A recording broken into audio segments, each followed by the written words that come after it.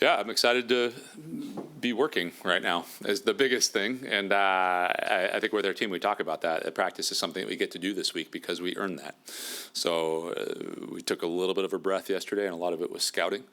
But we're ready to go and get into this week and prepare for the Sweet 16. And I was asked during the press conference what it feels like to have it be the first time in the history of this program that it's been into 2 Sweet 16s in a row, and I didn't realize that.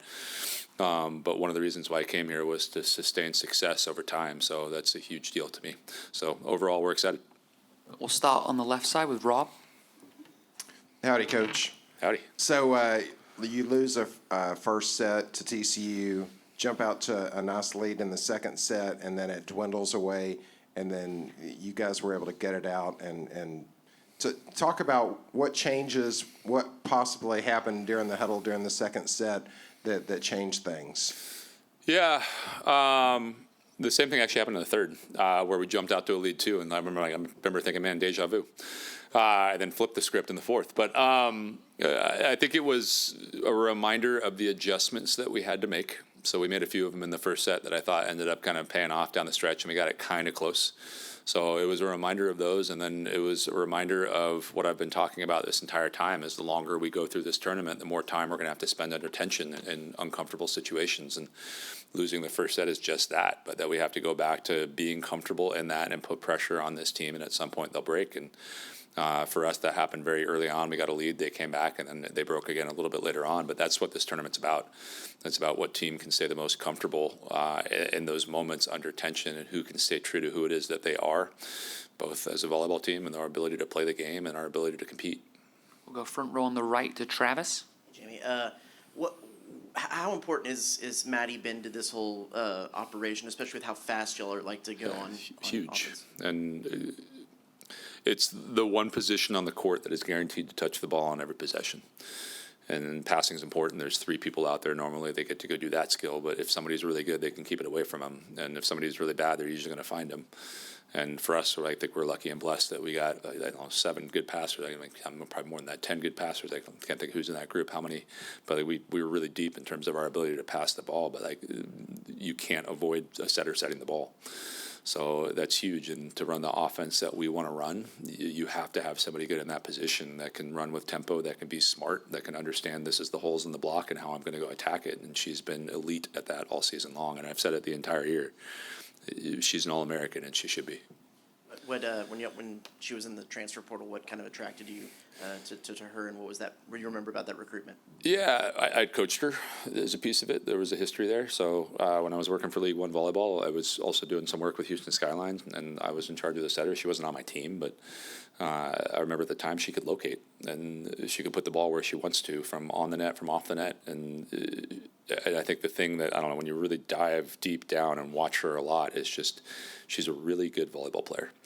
And she makes some plays, and at one point she got set in there and just, I don't know, maybe it was a camel match actually, maybe it was both, and she just took a nice little half swing off the outside hand and tooled it, and that's not something normal that setters do. And if there's a tight ball, she waits the perfect amount of time where the block's right there and it dribbles down in between them, and it seems like it's just luck, but it's not. She's got this innate ability on timing and those little plays to make I don't know, big plays.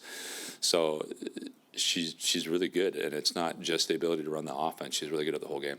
And you talked after the match about knowing where the locker room, knowing the whole atmosphere in Nebraska. Is it particularly pertinent to her position because of how much she touches the ball, how much she needs to distribute, and know her surroundings? Yeah, no.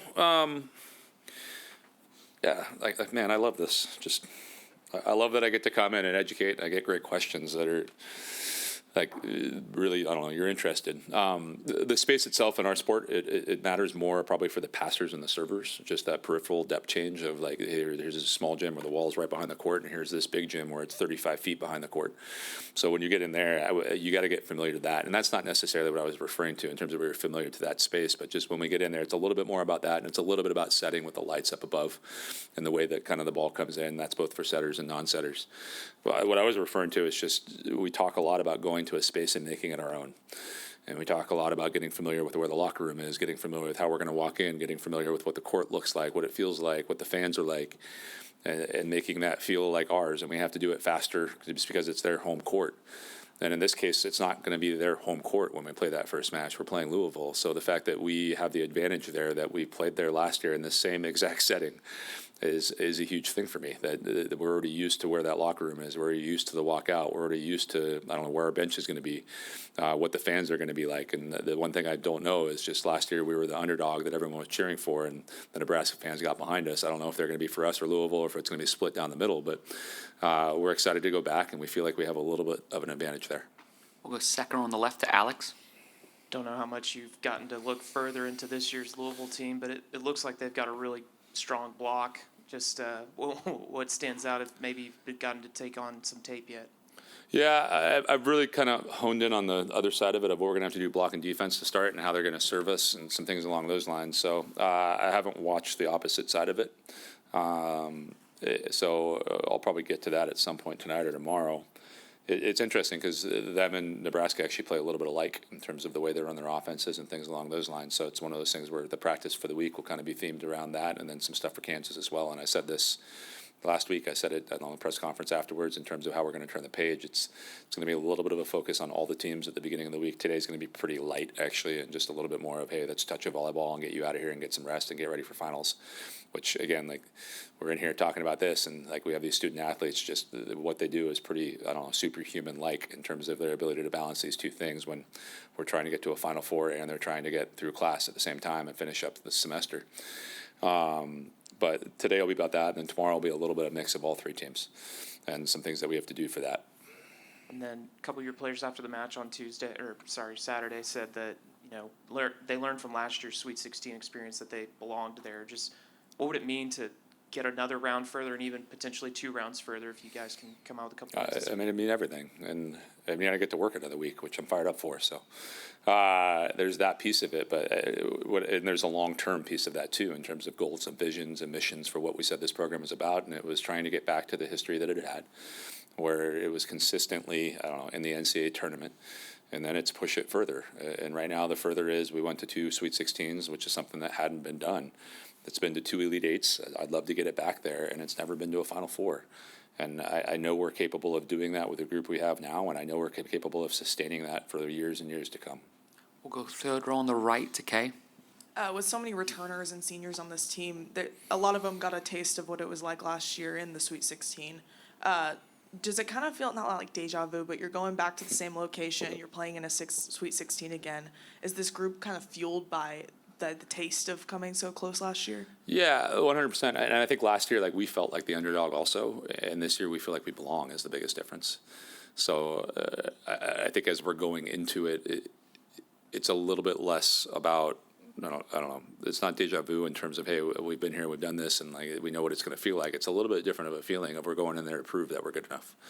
And we feel that way, and again, we're accepting any challenge that comes in our way, and the next one is Louisville. So it's a little bit similar in deja vu in terms of, all right, we're going back to Nebraska. It's going to be cold, and there's going to be some fans that are really amazing, and it's a cool atmosphere. And but the difference, I think, this time is we really do believe that we can come in and we're going to play a really good volleyball match, and not that we didn't last year, but that we're going to play a really good volleyball match against Louisville.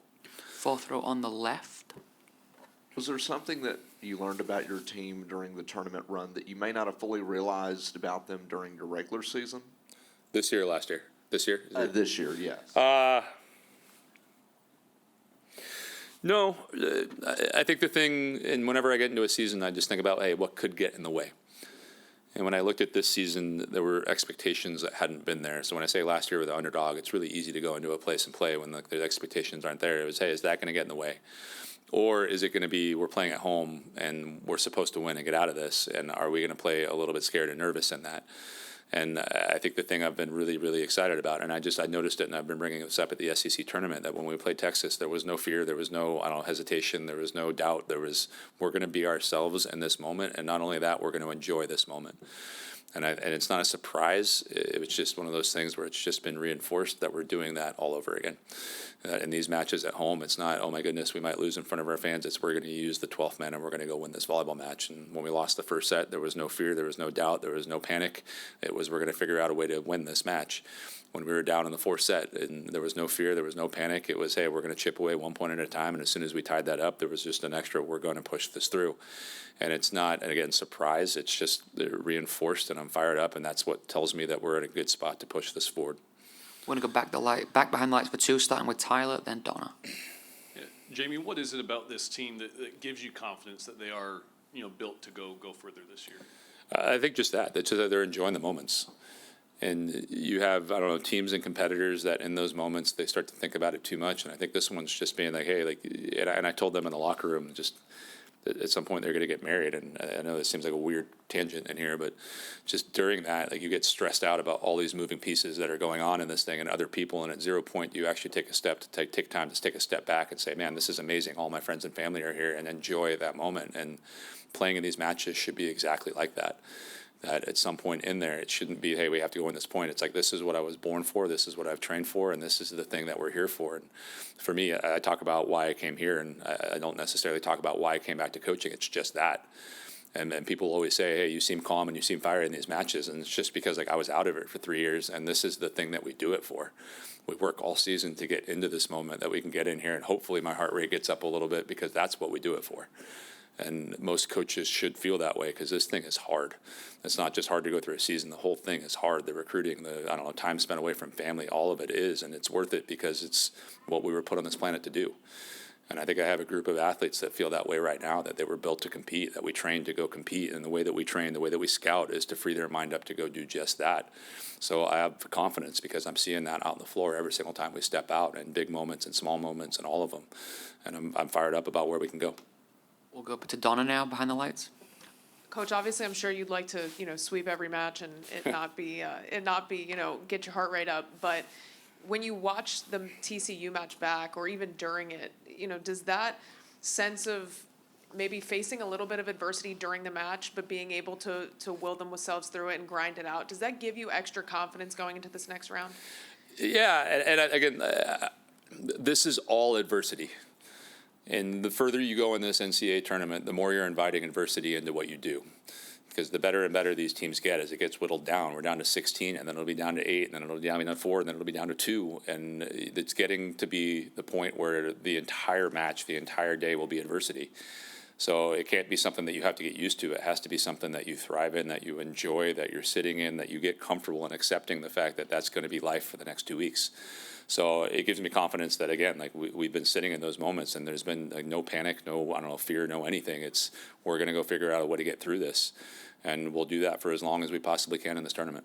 And then how have you seen, we've talked about the senior group so much, but how have you seen their preparation continue to improve? I mean, Logan said it after the game on Saturday that, yeah, they'll enjoy this one tonight, but, tomorrow we're going to turn the page and start looking at Louisville and start looking at film. Just how has their preparation continued to grow, especially as they become such a veteran group? Yeah, it gets more and more dialed in, and I think the questions, I always like clarifying questions because it means we're paying attention and we care about this. So we've had more of those as we've gone on, just with, hey, in this instance, and it'll be like, hey, the next clip's going to show this right here. So, and it's been collaborative, I'd say the other thing. I think with that, there's been some questions going on in there, and in the match, we've gotten a couple suggestions from our athletes, and it's been going back and forth the way that it should be. So they're dialed in, they want to win, and again, they're ready for, the next adjustment that we have to make to go to play Louisville.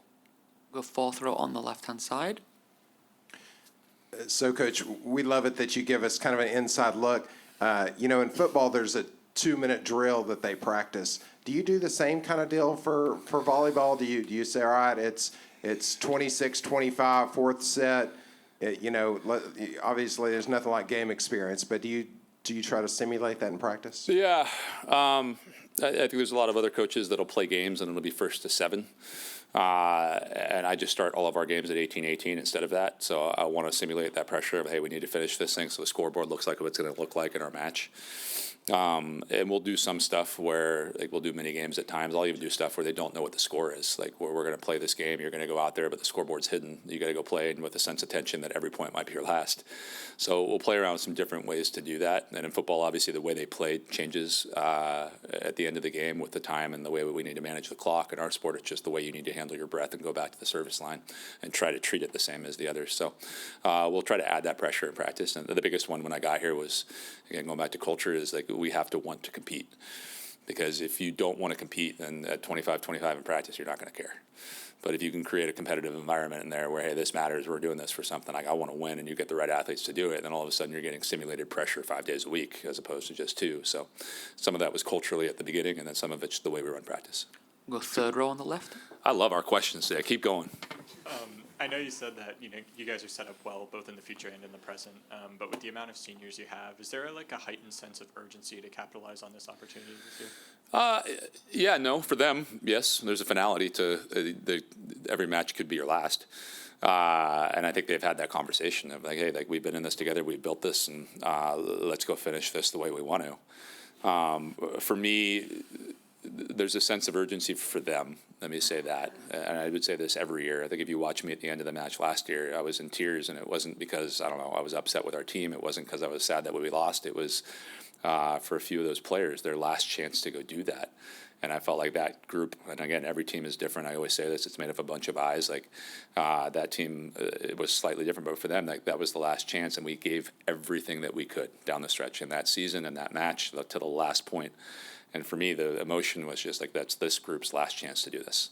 It's not my last chance. It's their last chance. And for this year, it's a bigger group, obviously. So I'll be sad, and there's a sense of urgency to do it for them. And then you said, but there's also the long term of this, of like we're hopefully going to get back there, and I'm not going to say hopefully, we're going to get back there again at some point. But for me, the sense of urgency is like, I want to do this for them. This is their experience.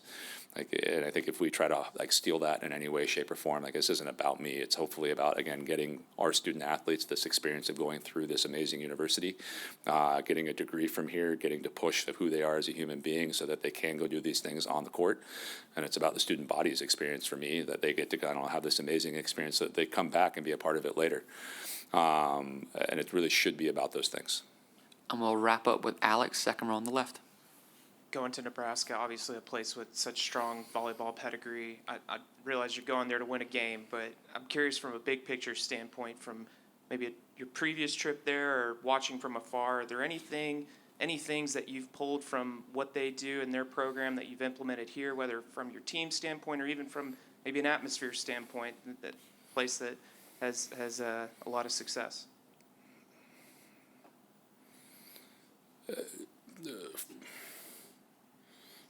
I'll say that from a volleyball standpoint, like we're fairly similar. It's actually interesting because I think I've trained 90% of their team with U19s, and like I joke around with our coaches about this sometimes.